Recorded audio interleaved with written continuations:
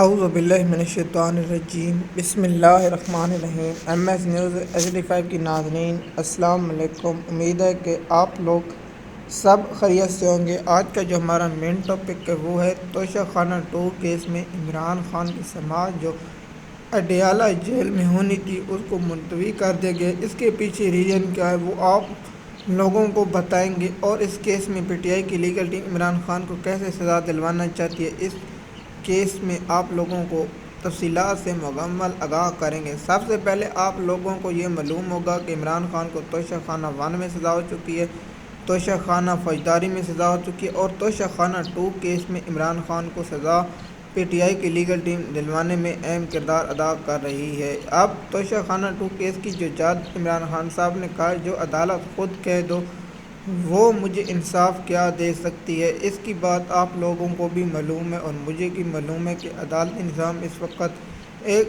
صاحب کے کنٹرول میں، اور سپریم کورٹ ہو، ہائی کورٹ ہو، سیشن کورٹ ہو، پاکستان کی تمام عدالتی نظام اس وقت کنٹرول شدہ ہے۔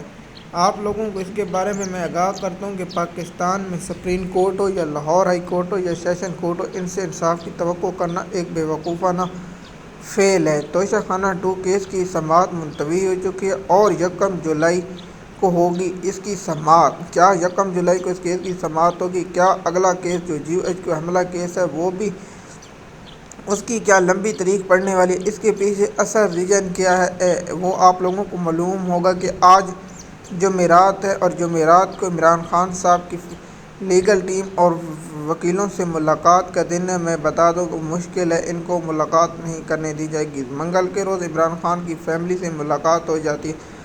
توشہ خانہ 2 کیس میں عمران خان کی جو بریت کی درخواست ہے وہ اسلام آباد ہائی کورٹ میں پینڈنگ ہے۔ اسلام آباد ہائی کورٹ کے کنٹرول جج جسٹس جو لائے گئے امین خان یا معین وہ عسکری جج وہ اس کیس کی سماعت پہلے اس کیس کی سماعت جسٹس گل حسن اورنگزیب سن رہے تھے۔ اس نے اس کیس میں عمران خان کو پھنسایا تاکہ وہ سپریم کورٹ کے لیے اہل ہوں اور چیف جسٹس بننے کے لیے اہل ہوں۔ اس شخص نے درخواست میں حیران ہوں، جب عمران خان کی درخواست جاتی ہے تو اس میں کہتا ہے کہ اعتراض لگ جاتے ہیں۔ پاکستان کی تاریخ میں سب سے زیادہ درخواستوں پر عمران خان صاحب کی اعتراض لگے، اعتراض دور ہوئے، پھر اعتراض درخواست مقرر ہوئی، پھر اگلے ہفتے، لیکن جج نے اس کو معلوم تھا، اس نے جان بوجھ کر اعتراض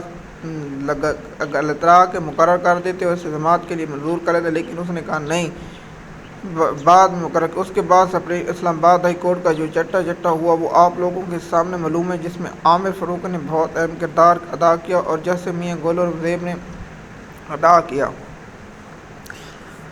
اب آپ لوگوں کو معلوم ہوگا کہ توشہ خانہ 2 کیس کی سماعت نہیں ہو رہی تو PTI کے لیگل کے پاس بہت سا اچھا موقع ہے کہ وہ سپریم کورٹ میں ایک درخواست ڈالیں اور کہیں کہ توشہ خانہ کے تمام کیسوں کی سماعت لائیو کی جائے اور تمام لوگوں کے کیس ایک ساتھ سنے جائیں۔ کیا عمران خان نے ملک کا واحد بندہ جس نے توشہ خانہ سے تحفے لیے؟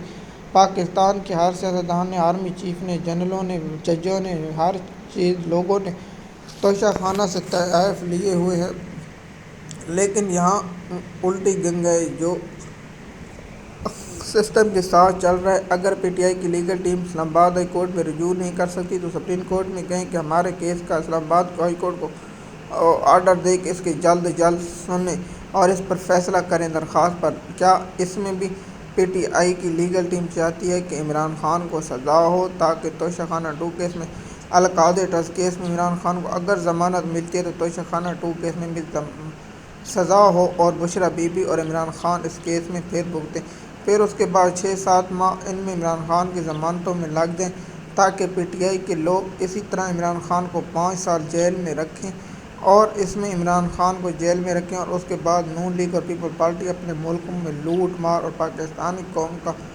بیڑا غرق ہوتا رہے۔ توشہ خانہ 2 کیس کی اب 1 جولائی کو جب سماعت ہوگی تو اس کے بارے میں ہم آگاہ کر دیں گے، اور PTI کیا 1 اگست سے سیشن کورٹوں کی چھٹیاں ہو جاتی یا عدالتیں